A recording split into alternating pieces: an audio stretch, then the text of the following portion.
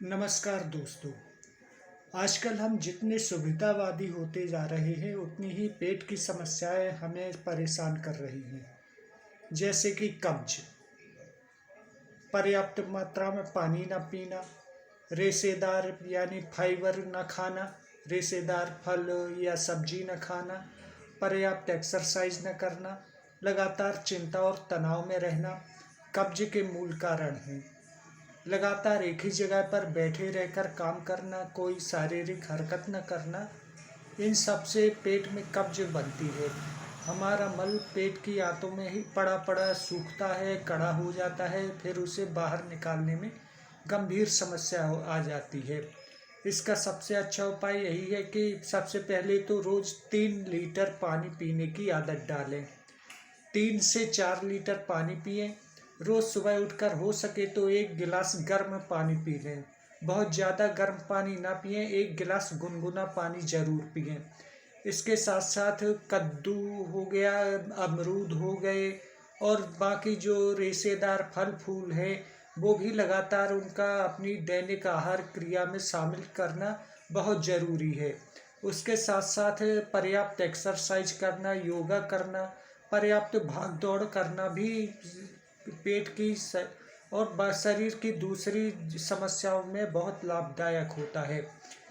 उसके साथ साथ कुछ न कुछ जैसे कि चूरन, आयुर्वेदिक चूरन फाँकना, भोजन के बाद आयुर्वेदिक चूरन लेने से भी कब्ज में पर्याप्त सहायता मिलती है। अब आप चूरन चाहे पाउडर में लें या गोलियों में लें, किसी भी रूप में लें, पर्याप्त मात्रा में चूरन लेते रहना चाहिए। आजकल आयुर्वेदिक चूरन गोलियों के फॉर्म में भी आता है, इसलिए आप रोज़ खाना खाने के बाद कम से कम 10-15 दिनों तक इन चूरन की गोलियों को लगातार लेते रहें।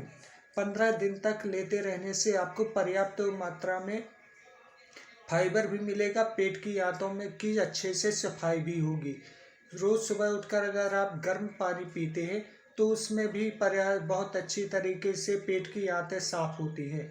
अगर आप चूरन नहीं लेना चाहते या फिर चूरन भी ले रहे हैं, उसके साथ साथ अगर आप मल्टीविटामिन टॉनिक अगर लेते हैं भोजन के बाद, तो ये भी बहुत अच्छी बात है, क्योंकि इससे भी हमारे शरीर में कब्ज जो है वो घुलती है और शरीर के बाहर जाने का जो प्रेशर होता है वो भी बनता है। इसके साथ साथ जैसे कि पहले बताया, अपने आप को हाइड्रेट रखें, यानी रोज़ 3 से 4 लीटर पानी पिएं, योगा करें, एक्सरसाइज करें। इन सब से आपको बहुत अच्छी तरीके से अपना पेट साफ करने में सहायता मिलेगी। उसके साथ साथ रेशेदार फल हो गए, सब्जियां हो गई, केले हो गए, पपीता हो गया, अमरूद हो गया, कद्दू हो गया, ऐसी चीज़ें आपको रोज़ लेनी चाहिए। साथ ही कच्चा हो या उबला हुआ या भुना हुआ सलाद भी अवश्य लेना चाहिए। वैसे तो कच्चा सलाद लेने में थोड़ी सी गैस बनती है, लेकिन पहले अगर आप अपना पेट साफ करना चाहते हैं, तंबाकू वगैरह नहीं खाते हैं, तो कच्चा सलाद भी ले सकते हैं। तंबाकू, शराब, गुटखा, पान मसाला, ये सब इन सब चीज़ों से भी बहुत गैस बनती है, उसकी वजह से भी कब्ज हो सकती है। जब आपको कब्ज होती है तब आपको आँखों में दर्द, सर दर्द, पेट में दर्द, बहुत सारी समस्याएं होती ही हैं।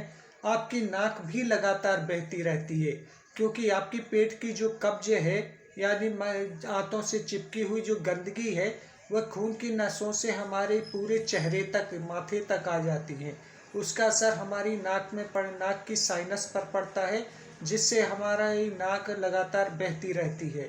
इसलिए अब जो पेट की कब्ज है उसको साफ रखना हमारी यौन दुर्बल जब पेट की कब्ज को साफ रखना चाहिए, क्योंकि जब पेट में कब्ज होती है तो हमारी जो यौन शक्ति है, जो सेक्स पावर है, उसमें भी बहुत असर पड़ता है। क्योंकि जब हम संभोग करते हैं या सेक्स करते हैं तो हमारा जो पीनाइल एरिया है वो भी एक्टिव रहता है, और उसका कब्ज का असर जब पिनाइल एरिया पर जाता है तब उसका असर हमारी सेक्स पावर पर भी पड़ता है, जिसकी वजह से हम पर्याप्त रूप से यौन क्षमता का उपयोग नहीं कर पाते हैं।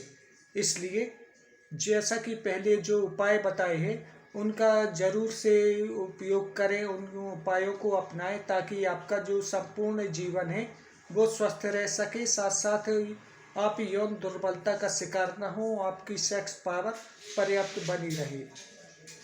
अपनी सेहत का ख्याल रखिएगा। धन्यवाद।